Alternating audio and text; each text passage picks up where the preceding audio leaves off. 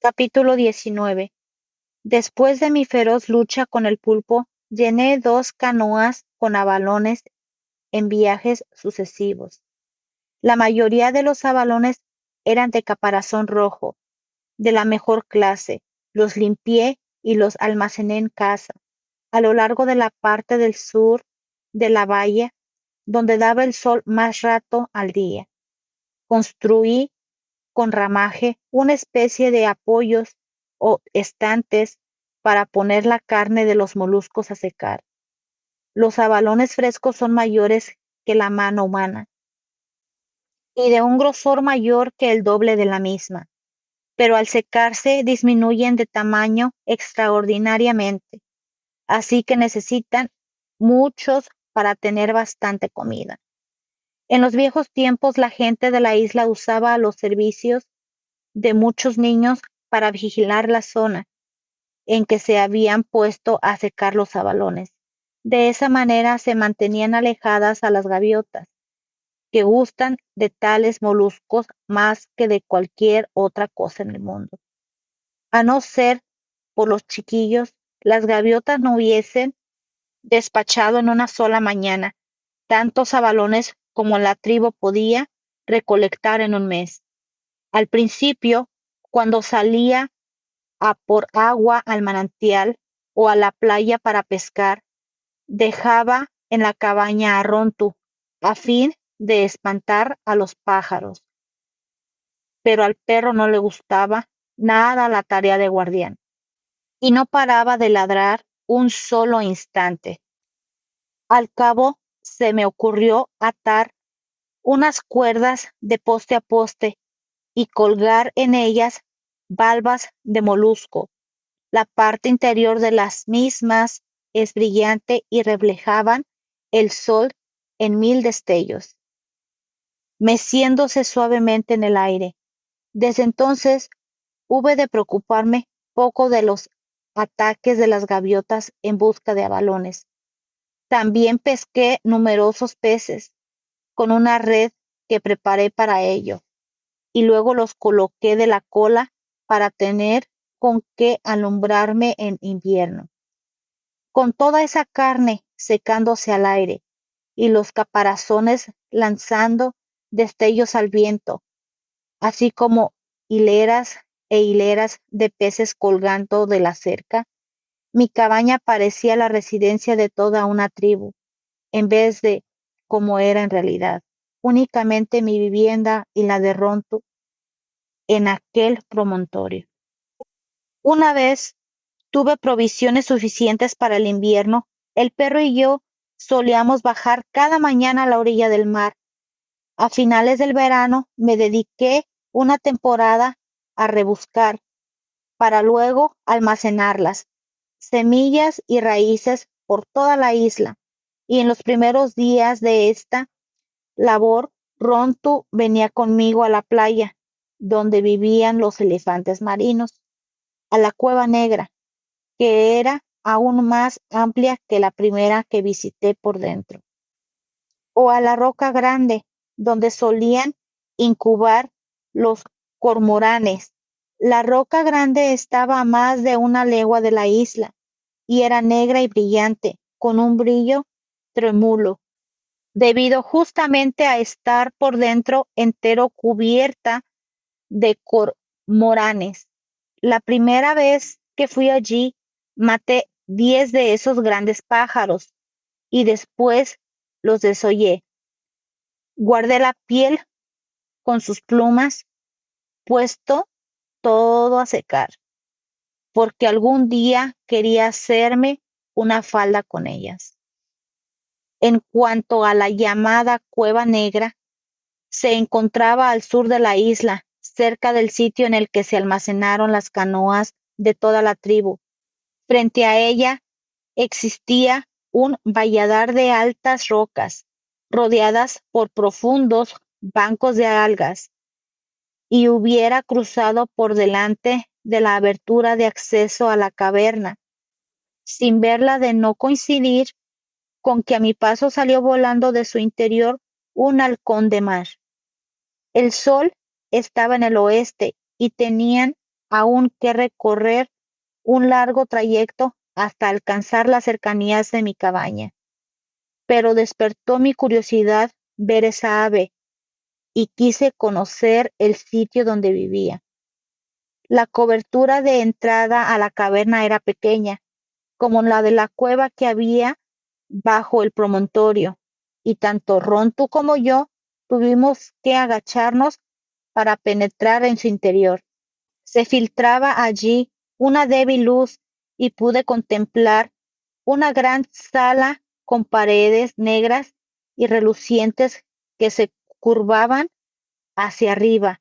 En el extremo opuesto al que nos encontrábamos se abría otro agujero no muy grande.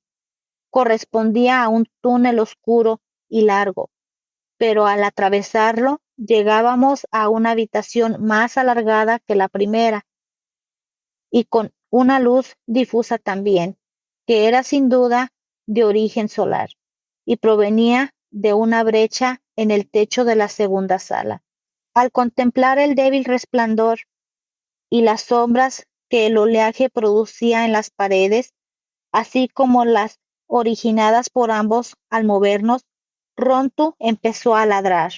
El sonido de sus ladridos despertó ecos por toda la caverna y parecía que era la manada completa de perros salvajes la que lo originaba. Sentí un escalofrío recorrerme el espinazo. ¡Silencio!, le ordené, tapándole el hocico con la mano. Mi orden rebotó nuevamente de pared en pared. Hice dar la vuelta a la canoa y empecé a remar buscando la salida. En el muro que estaba agujerado por el orificio de acceso a las cavernas comunicándose entre sí, de uno a otro lado, había un resalte de la roca en el cual mi vista, que casualmente recorrió la zona, tropezó con una fila de extrañas figuras. Puede que fueran incluso 2 docenas, puestas en pie y de espaldas a la negra pared. Eran tan altas como yo, con grandes brazos y piernas y cuerpos más cortos de lo normal, hechas de caña entrelazada y recubiertas con plumas de gaviota. Cada una de ellas tenía unos ojos hechos con discos oblongos de caparazones de abalón, pero sin más facciones que esas en toda la cara. Los ojos destellaban débilmente mirándome, devolviendo los cambiantes reflejos del agua al moverse allá abajo. Daba la sensación de unos ojos más vivaces que los de los mismos seres humanos. En mitad del grupo de extrañas figuras había otra sentada. Un esqueleto apoyaba la espalda de la pared y sus rodillas estaban apuntando hacia arriba. Entre los huesos de las manos sostenía una flauta hecha con un hueso de pelícano, que por un extremo descansaba en lo que había sido la boca. Había más cosas en aquella cornisa, entre las sombras, junto a las figuras escritas, pero como entre tanto la canoa se había ido un poco hacia atrás, de nuevo hacia el interior de la gran sala, volví a remar buscando la salida. Quedé sorprendida al comprobar que ahora la abertura era todavía más pequeña. Se me había olvidado el juego de las mareas. Ya no me era posible atravesarla con la canoa. Tendría que permanecer en la gran habitación hasta la aurora, cuando se invertían las mareas. Remé hasta el extremo más apartado de la abertura que llegaba al exterior. No quería mirar de nuevo los ojos centelleantes de las figuras que me contemplaban desde la cornisa. Me hice un ovillo en el fondo de la canoa y estuve observando cómo paulatinamente la abertura de la comunicación con el mar se iba empequeñeciendo hasta desaparecer Llegó la noche y apareció una estrella justo encima del agujero que se cubría en el techo de la caverna. Aquella estrella desapareció, siendo sustituida al poco tiempo por otra.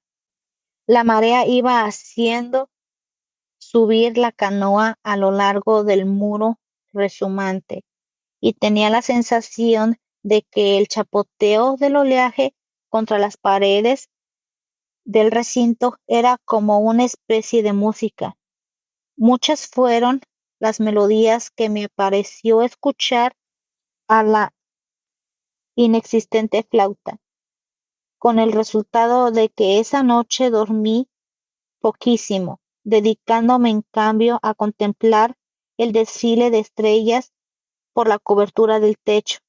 Sabía que el esqueleto en cuclillas que estaba en el resalte del muro, encima de la abertura, era uno de mis antepasados, y los otros, aún no siendo más que muñecos de tejido vegetal, representaban asimismo a antiguos miembros de nuestra tribu.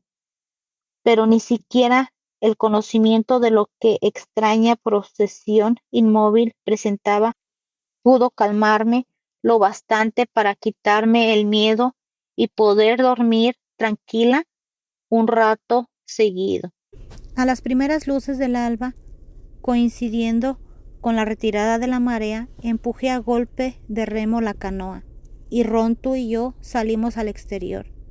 No quise mirar cuando pasaba por debajo del grupo a las figuras de mis antepasados, ni siquiera la de que tocaba la flauta eternamente. Remé con todas mis fuerzas para abandonar el lugar. Una vez fuera, no volví la vista atrás. Supongo que esta cueva tuvo alguna vez un hombre, le dije a Rontu, quien intentaba tan contento de haberla abandonado como yo mismo. Pero nunca lo he oído, ni tampoco que hablaran de ella los de la tribu. Nosotros la llamaremos Caverna Negra, y nunca en toda la vida volveremos a visitarla. Cuando regresamos de nuestro viaje a la Roca Grande, oculté la canoa en la cueva que estaba debajo del promontorio. Ponía un gran esfuerzo de mi parte, pero cada vez que volvía de un viaje con la embarcación, le sacaba del agua y procuraba dejarla en lugar seguro. Y lo hacía aún y cuando tenía que usarla al día siguiente, por ejemplo. 2 veranos habían pasado ya y los aloitianos seguían sin aparecer, aunque lo cierto era que yo los estuve esperando. Al amanecer, cuando Rontu bajaba conmigo del acantilado, nos quedábamos en la playa vigilando el océano para ver si había alguna vela en esa inmensa extensión. El aire veraniego era claro y desde nuestro puesto de observación se cubrían muchas leguas, a donde quiera que fuese con mi canoa. Nunca me alejaba más de media jornada de la isla. Al regresar a casa siempre procuraba ir pegada a la orilla, inspeccionando las costas de la isla. Los aloitianos se presentaron durante mi último viaje hasta la roca. Acababa de esconder mi canoa y subía por el acantilado con las 10 pieles de cormorán colgadas a la espalda. En la cumbre permanecí un rato vigilando el mar. Había algunas nubecillas flotando bajas, casi a ras del agua. Una de ellas, la más pequeña, no era como las demás, y al observarla con detenimiento comprendí que era un barco. El sol se reflejaba con un brillo especialmente en las aguas, pero con todo yo podía ver claramente aquel objeto que tenía 2 velas y era desde luego un navío que bogaba rumbo a mi isla. Me pregunté si resultaría ser el de los hombres blancos aunque realmente en los últimos tiempos había pensado poco en ellos y rara vez inspeccionaba el mar esperando verlos llegar. Dejé las pieles de cormorán colgando de la cerca y me aproximé al extremo rocoso del promontorio. Sin embargo, desde la roca no me mejoraba mi campo de visión, porque el sol estaba ya bajo y los reflejos sobre la superficie de las aguas eran muy agudos. Luego, estando aún en ese sitio, recordé que el barco del hombre blanco vendría del este. El que se acercaba era un buque que llegaba desde otra dirección, desde el norte. De todas formas, y pese a que seguía sin tener absoluta certeza de que el barco fuera de los aloitianos, decidí preparar todo cuanto, de confirmarse mis sospechas, tendría que llevar conmigo a la cueva del barranco. No era poco mi equipo: los 2 pájaros amaestrados, la falta de yuca, utensilios de cocina hechos con piedras, mis collares y pendientes, las plumas de cormorán y el conjunto de armas, cestos y vasijas de que disponía. Los abalones no estaban lo bastante secos, de modo que debía dejarlos por fuerza en el cobertizo. Cuando lo tuve todo listo, junto al agujero que atravesaba por debajo de la valla, regresé al promontorio. Me tumbé en la roca para que nadie me distinguiera desde el barco y miré hacia el norte. Durante algunos momentos no pude ver la embarcación y entonces me di cuenta de que navegaba a mayor velocidad de la que había pensado. Ya estaba contorneando el banco de algas, inmediato a la caleta del coral. Los últimos rayos del sol iluminaban el bauprés, que tenía forma de pico de pájaro, y las velas, 2 de color rojo. Sabía que los aloitianos no se atreverían a desembarcar una vez hubiera oscurecido, y en consecuencia tenía hasta la aurora para llevar mis cosas a la cueva donde pensaba refugiarme, pero preferí no esperar más. Estuve ajetreada la mayor parte de la noche, haciendo en total 2 viajes hasta la caverna. Al alba, cuando ya tenía todo en sitio seguro, volví a casa por última vez. Enterré las cenizas de la fogata que solía arder de continuo y eché puñados de arena sobre los huecos de la roca que me servían de estantes, alisando también el suelo. Quité de los 2 postes los caparazones de abalón que había puesto para espantar a los pájaros, y los tiré, junto con la carne que tenía puesta a secar, al otro lado del farallón. Por último, y mediante la pluma de un pelícano, borré absolutamente todas las huellas de mis pisadas. Al acabar la tarea, parecía, en verdad, que el cobertizo y el recinto dentro de la cerca estuviesen deshabitados desde hacía largo tiempo. Para entonces, el sol ya estaba alto en el horizonte. Trepé a la roca. El barco de los aloitianos oscilaba anclado en la caleta. Unas cuantas canoas llevaban mercancías a la orilla, cosas varias, en tanto otras se habían internado en el mar. A la altura de los bancos de algas, y sin pérdida de tiempo cazaban ya nutrias marinas. Ardía una hoguera en la playa, junto al fuego guisaba una chica, y podía apreciar el reflejo que en su cabellera proyectaba la fogata. No me entretuve demasiado en el promontorio. Siempre habría procurado, durante los últimos tiempos, ir cada vez al barranco por un sitio distinto, con objeto de no dejar marcado ningún rastro en aquellos contornos. Esta vez fui hacia el oeste, a lo largo del acantilado, y luego cambié de rumbo atravesando espesos matorrales procurando en todo momento no dejar huellas visibles. Las que Rontu pudiera marcar no tenían importancia, porque los aloitianos conocían la existencia de perros en la isla. La cueva estaba muy oscura y me costó algún trabajo introducir a Rontu. Únicamente después de haberle demostrado, entrado y saliendo por el pequeño agujero repetidas veces, que no había peligro, y se decidió a seguirme. Cerré la abertura con piedras y dando mi cansancio, me eché a dormir. Estuve en un sueño continuo toda aquella jornada. Al despertar, las estrellas me enviaban su fulgor a través de las grietas de la roca, y me entretuve contemplándolas allá arriba.